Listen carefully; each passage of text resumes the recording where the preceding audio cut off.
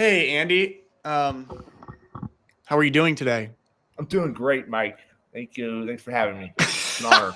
That's good. That's really good. You are a natural co-host, and I see why we made the move to get rid of Nick and have you take his spot. Um, Absolutely. And I see we're kind of doing something similar with our hair. It's just fun. That's new.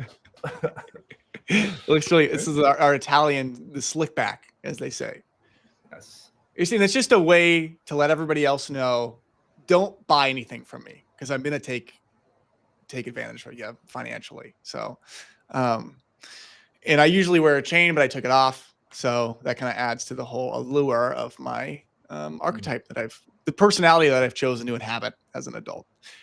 Anyway, so welcome back to the No Warm Up Podcast segment edition.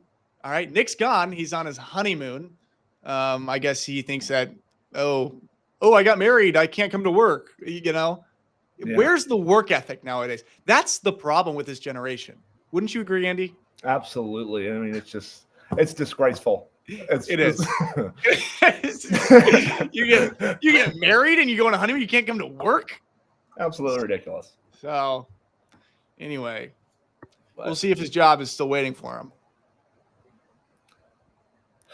Yeah, we'll see. We'll see. Yeah, we'll see. What did you do today? Do you have workouts? No, today I went golfing. I went golfing at the country club. 18 holes. It was kind of a drag. 18 holes is so, even in a cart, 18 holes is like just not fun. 9 holes with a cart is the most I could do. And then after that, I just really want to go home. No, yeah. After hole 9, everybody said, "You guys want to do the back 9?" And I was the kind of the fourth guy in the crew, and they're all three of us like, "Oh, yep, let's do it, let's do it." I was like, "Oh yeah, let's go." So had to say yes. That is so hard. That is so hard. Okay, here's what I think we should do. We're doing this segment. Okay, I don't know if you saw it last week, but Nick and I did it, and it was just we do a little draft of current and some former, but high name household name players, and we take them and we select who we want. Last week we did it about a bachelor party, so it's like my bachelor party was we were all at a lake house, and I picked a bunch of people who I thought would fit for that. So was it athletes that you picked? Yeah, it was all athletes, and now we're gonna do something that kind of has a bit of a Mikey spin on it, as they say. It's gonna be we're picking people for a zombie apocalypse. That's completely natural thing to be thinking about. So, and it's not a concerning thing for us to talk about. It's regular. Mm-hmm. It's a regular thing. We're just a couple of regular guys. I'm gonna pull up here. I'm gonna do it in the Excel, the old-fashioned way. We're going to analog. So Andy, you don't have workouts right now. You guys are paused before summer. Yeah, we are currently on summer break right now, and this is a finals week for a lot of people. But yeah, no work. Are you having finals right now? I had one final. Was it for your Native American flute class? Hey. No, which is a great class. I took it 2 times. It is a great class, and I'm going to be taking it a 3rd time next term. Right, about coming up on a minor in flute. You're gonna get 12 credits in flute class. It's so funny. Without further ado, I'm gonna pull up the draft board, which is it's an Excel sheet. We have our list of names here. Let's take a gander here. Let's just get a quick gander. All right, this is the 2025 Zombie Apocalypse Draft, and I'm pretty sure that's how you spell apocalypse. Yeah, it's close, Mike. And so these are some of our players. People like Aaron Donald, Deebo Samuel, Derrick Henry, J.J. Watt, Lamar Jackson, Nick Bosa. Throw Mike Tyson in there. And you know what? Something a little current eventy. We got Antonio Brown. All right. But so these are the names we're going to be pulling from, and we're just going to pick, all right, back and forth, one by one. We're going to get a team of 10 people of who we would want on our team in a zombie apocalypse. Okay. This is a dystopian future. And we're going to see where our guts lead us here. So Very well. You should go first because you're the guest. All right. I would like to go first. Okay. I will give you a little scroll here. And when you pick them, you just tell why'd you pick them for whoever you pick. Okay. So you get like a one sentence of why you picked this person. Sounds good. You know, Mike, I'm going to go with number 1 pick overall, Ray Lewis. You know, he is just ruthless on the field. Ruthless on the field. And I've seen a lot of Instagram reels of him giving pregame speeches. And if he was giving me a pregame speech in the apocalypse, I think he would fire me up to go kill some zombies.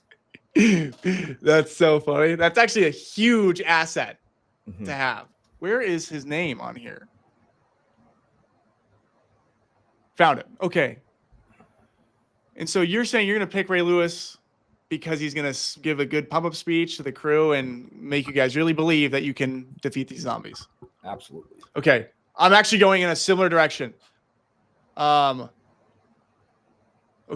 Conor McGregor. This is my first pick. First pick off the board. Why? Number 1, he's a fighter. I don't know. Can you do hand-to-hand combat with zombies or you get bit? You need a gun? It's pretty risky in my experience, but I think he's quick. He's quick in the ring, so you can get a little jab 1-2. Yeah, I forget that you know so much about zombies because you watched. What show did you watch? I watched The Walking Dead in 3rd grade. Walking Dead. Yes. There's so many zombie shows. I've never seen any of them, but I always want to watch them. Yeah, The Last of Us is super popular right now. That's another zombie one? Mm-hmm. Okay. All right, so why did I pick Conor? Obviously, fighter. But number 1, kind of what Andy was saying. You know, it's Ray Lewis. He's got all that good positive energy, that optimism. Conor in our group, okay, he'd have a lot of good, powerful self-talk, good affirmations. Hey guys, we're gonna beat these zombies. Yeah, it's the end of the world, but things are gonna work out. You know, because an apocalypse is such a hopeless thing. You know. Yeah. Don't you think that's a good idea? I would like to push back a little bit, Mike, about this Conor McGregor thing. Yeah, go ahead. You know, he has this delusional confidence sometimes, which can be good in the sport. Okay. But in a zombie apocalypse, that could it could be a little iffy. Sort of a double-edged sword is what you're saying. Yeah, double-edged sword. Okay. So you think his overconfidence will come back to bite him, no pun intended, with the zombies. Exactly. All right, that's fair. That's a fair pushback.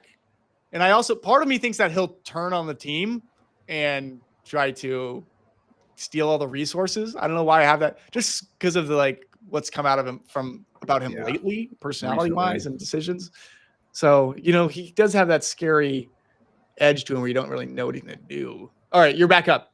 Here we go. Okay. I'm going to stay on the same theme here, and I'm going to get Aaron Donald. Oh, wow. Aaron Donald. Good. I think he's an explosive. He's explosive. If there's a bunch of zombies on a door, he can really get low and close the door and save everybody in the room. I think he could be a good pick for it. It's so funny. That's one of the most important skills in a zombie apocalypse is holding a door with your back to it while they reach through it. Yeah. So I was going to say that was initially I thought that was a stupid pick because he has no reach. So he'd have to get him really tight and probably get bit. But now that you're talking about the door situation, that's a good point. That's a really good point. Okay. My turn. I love it when it's my turn. It's so much more fun. What do I do? Ooh, Bo Jackson.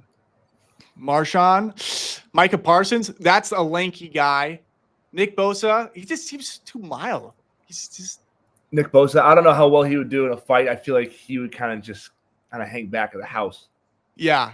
I just feel like if we're in the zombie apocalypse, we have to, hey, Nick, we got to go fight this bat. There's a fresh batch that's coming towards us. They're in our territory. He'd just be like, let me, after this episode, he just seems like a guy who's having a good time on a couch. And there's nothing wrong with that. I love chilling and being mellow, but time and place, Nick. Sorry. All right. Here's what I'm going to do. Tyreek Hill. Why? You're going to need speed when you are fighting zombies. Not, if you're surrounded by zombies, okay, you need somebody to go pick up the only weapon that's somebody dropped far away. He can run and grab it and get around the zombies. And I feel like he can kind of be like a little guinea pig. So he'd be running around really fast and they'd all chase him. kind of be a distraction. That's exactly what I was thinking. It's kind of like when you throw the thing in zombies and Call of Duty Zombies, when you throw the little monkey thing. Yes. And then all the zombies surround it. That could be a perfect. That's a really good reference. The little monkey box. That's really good. Okay. Back to you. Okay. We have to get to 10 each. All right. I'm gonna throw Serena Williams in there. Okay. I'm gonna throw her in there.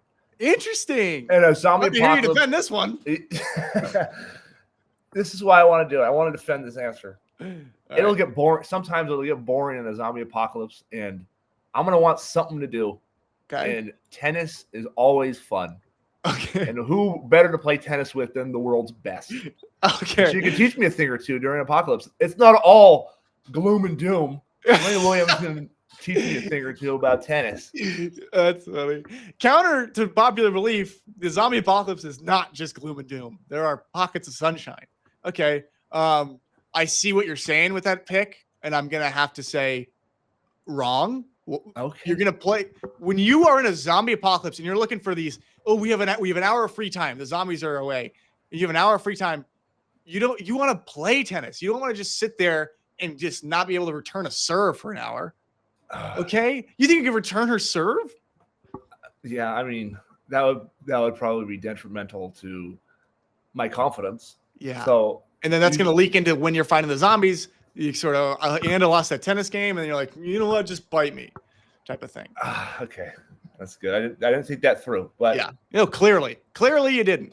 Okay, my turn. Okay, George Kittle. He's crazy. He's like one of these guys, when he plays, he gets like his alter ego mindset, and he's like laughing when he pancakes people. Like one of the. Do you know what I'm talking about? Yeah, George Kittle. He has a different mode that he gets in. Like he has the tattoo of the Joker on his arm. Yeah, he has a bunch of tattoos. He has the long hair. He loves getting grimy on the field, sticking his face into things. So I think he would be a good addition to your team. Don't you think like he kind of looks like a guy who's been through an apocalypse? He's been through something. So that's I think he'd do great. He get a crazy mindset, be a crazy guy, and go out there and fight. All right, back to you. All right. Let's just do 5. We're gonna do 5, and then we're gonna review. All right.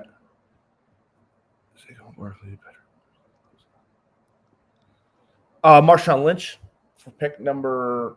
Okay. Whatever his pick is. Okay. Marshawn Lynch. That's pick 4. For pick 4, I want someone who can make me laugh, and I think Marshawn Lynch will be the perfect candidate for that. Along with this, good. We'll be able to eat some Skittles together. We love Skittles. That's good. You think it's going to be hard to find Skittles? Probably, but he has a strong desire to find them, and I wouldn't bet against him. Yeah, that's a good point. Doing stuff. Also, I saw him when I was about 9 years old at the Nike Spark Combine, so it'll be good to catch up. That's right. You met him. I remember. And why don't you tell the audience what you said when you saw him, how you got his attention? Well, I saw Marshawn Lynch walking away, and I wanted to get a picture with him. So I said, "Hey, Mr. Lynch, can I get a picture with you?" And then he said, "Yeah, man, just make it quick. And then we got a picture, and I said, "All right, bye, Skittles."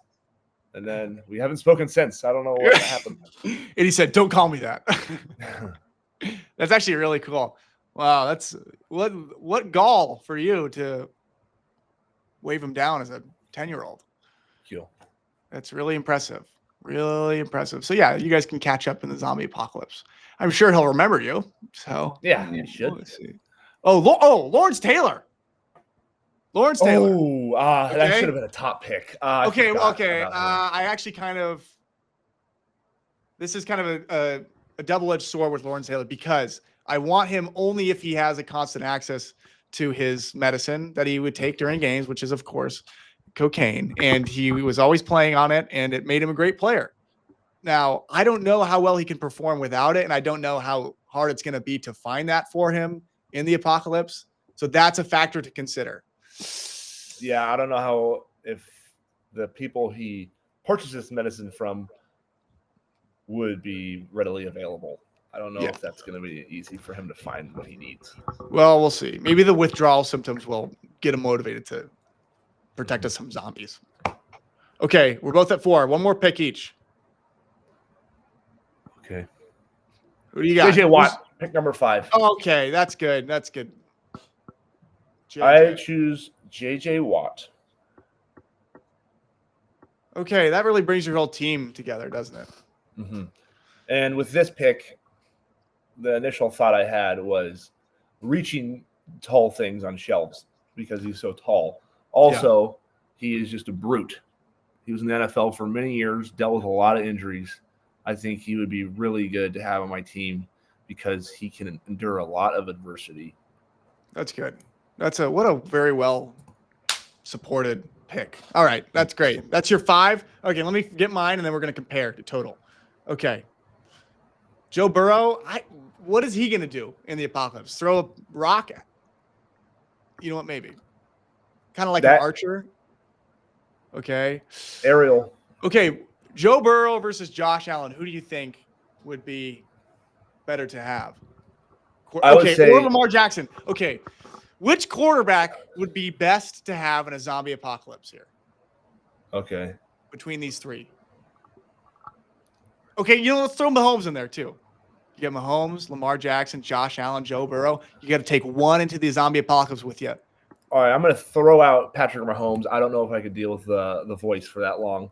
And then there's zombies over here, Patrick. Shut up. I think Lamar Jackson would have to be my pick because of his speed. Okay. Also, he's probably really funny. Yeah, he probably is. That's another really important quality to take into account with all these picks is who has humor. You're going to need a lot of comedic relief during this time. Yeah, and I haven't seen much of Joe Burrow's humor on the internet. It's mostly his confidence. Yeah, he has. I don't know. It kind of rubbed me the wrong way sometimes. I know. I don't like these guys who their personality is that they're confident. Like, it is gross. No, I'm really certain. I'm very sure of myself. I'm very. That's not funny. Just be funny.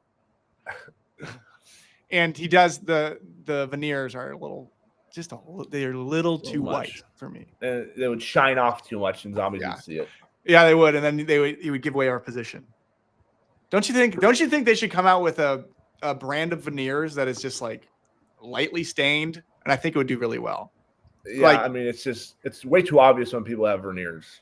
I don't know. I know they should pour coffee on it a little bit before, get a little bit of some color in there, and then it would just look less noticeable. Okay, so I hear what you're saying with the Lamar Jackson.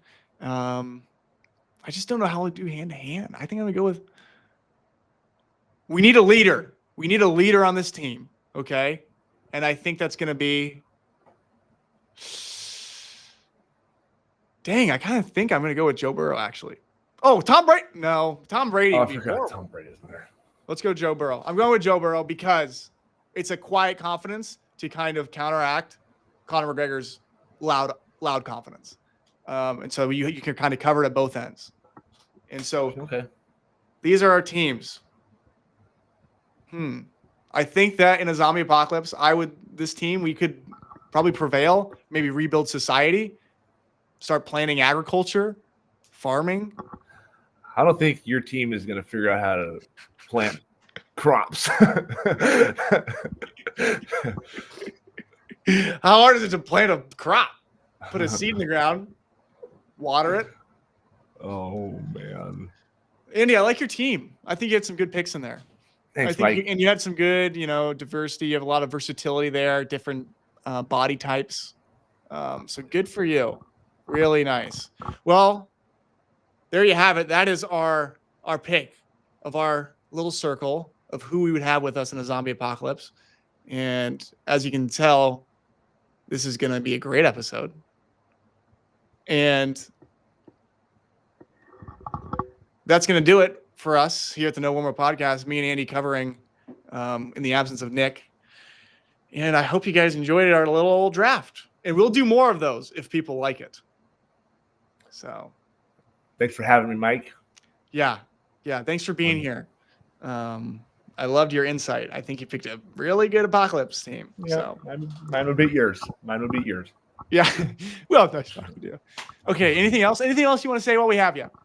You want to plug a book? Are you selling a book, or you got a movie coming out? I'm just excited to see this new episode, Mike, and it's been fun watching a new warm-up podcast. Okay. We'll see how this one does. Thanks everybody for watching, and that'll do it with our segment today. Goodbye.